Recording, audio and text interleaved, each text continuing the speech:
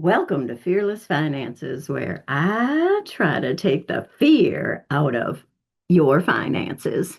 And how do I take the fear out of your finances? I take a career of information that I have used to train financial advisors, and I bring it to you instead.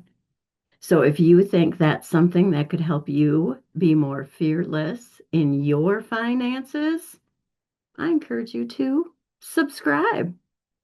I'd love to see you back here again. Today, we're talking about my new book. It's done. It's ready. Well, kinda.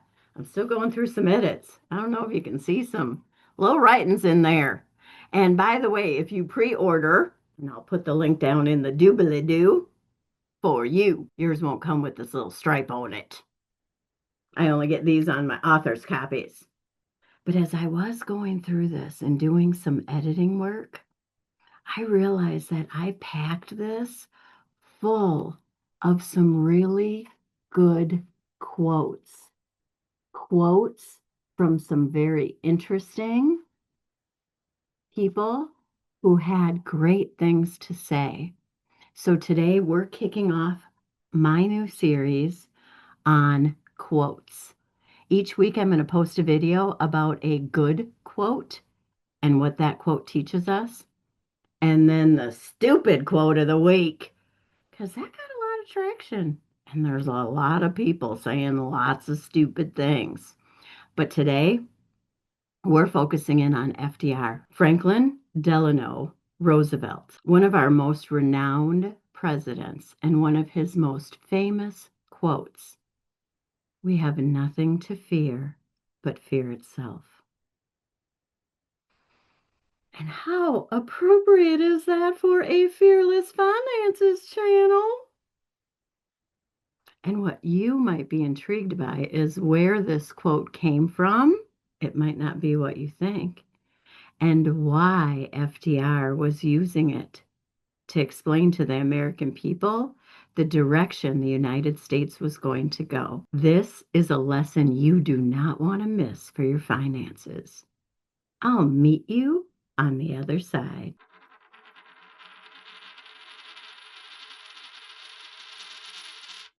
Okay, when you get your copy of this book, you are going to find this quote on page 73. At least if this book doesn't move around too much before then. But it should be page 73. See that? You've got nothing to fear but fear itself. I used to think that this quote came from FDR as part of the World War II in the 1940s. After Pearl Harbor had been bombed and we were going to be going to war, and he was telling the American people, you have nothing to fear but fear itself. But that's not when he used this quote.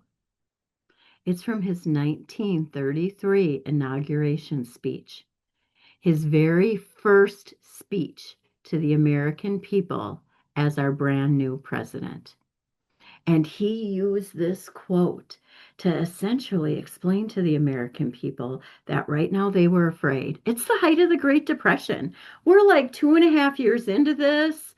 The previous president, Hoover, had done very little to help the American people or our economy.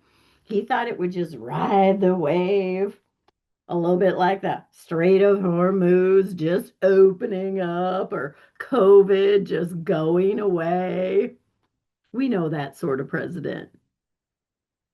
And so FDR knew that the people were afraid, that they weren't sure, that they had voted him in on a hope and a prayer that he would have a new solution and a new idea. And he did. And he was telling them not to be afraid, because even though we were as a nation in debt, that we were going to go deeper in debt.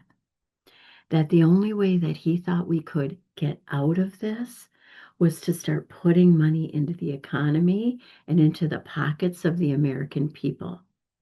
He planned to use the financial strength of the United States to borrow money, to put Americans to work, and to build an infrastructure that gave us prosperity for quite literally decades. By the way, as this chapter goes on to say, that is not bad. It also talks about the fact that Joe Biden had similar philosophies. That's why he had an infrastructure bill. And he had legislation to put money into areas of our economy that could help make us more prosperous. Now, FDR had a leg up on this, or at least he was willing to take the chances or the measures of communication that it took to make sure that the American people could get on board with this. He would have fireside chats every Sunday night. People would sit around their radio and listen to the president explain what was going on in Washington, what his plans were, and what he planned to do. And people weren't getting a whole array of messages like we do over the internet today. The president had the ability to focus in. And if I were to say, this is something that Joe Biden didn't do well either, effectively communicate to the American people. Now, I know his intentions were good. He figured we were very burnt out from Donald Trump being there all the time, talking our ears off. So he didn't want to bother us. He just thought it was better for a president to go about business and do things that were helpful. I get it. In fact, I appreciate it. But it wasn't good in the long run because many Americans didn't really realize what Joe was trying to do. Now, how do we break this down to our own finances? Well, that's quite simple. Debt isn't bad. Debt's not bad, right? Debt's not bad. It's what you do with the debt that makes a difference. You see, FDR had a plan. He was going to put that money back into the pockets of the American people and to give us social safety nets that provided us with security. Right now, we're going into federal debt at an alarming rate. If you don't know what those numbers are, I'll link up a video that I did about what Donald Trump is doing with our national debt. But the last I looked, it was going up by about 830 billion every 4 months or 2.5 trillion, which means it would land at the second largest national debt behind his COVID package in 2020. And what are we getting for that debt?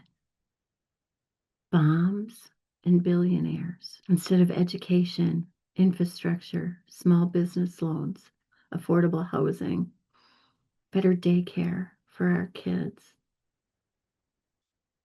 All of those things would help us tremendously. And it's the same with your budget too.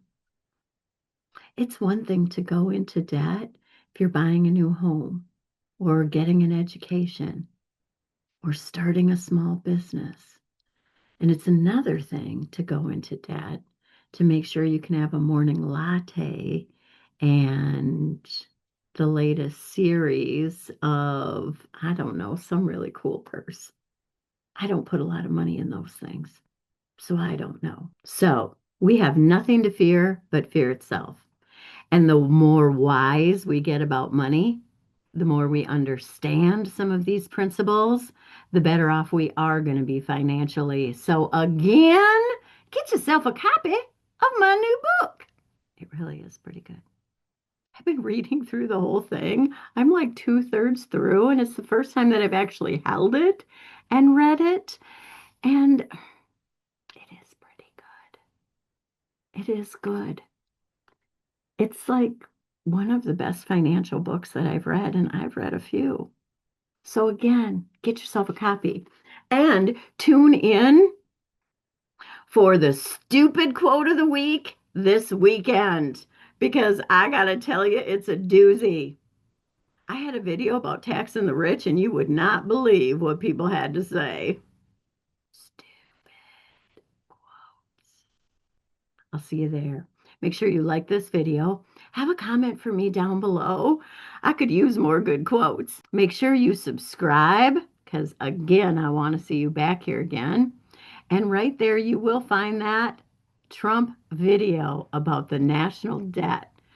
Get ready because it's not pretty, but it's something we all need to know to be more fearless because how we vote makes a difference. And the more informed we are, the better our elected officials will be. I'll see you at the next one.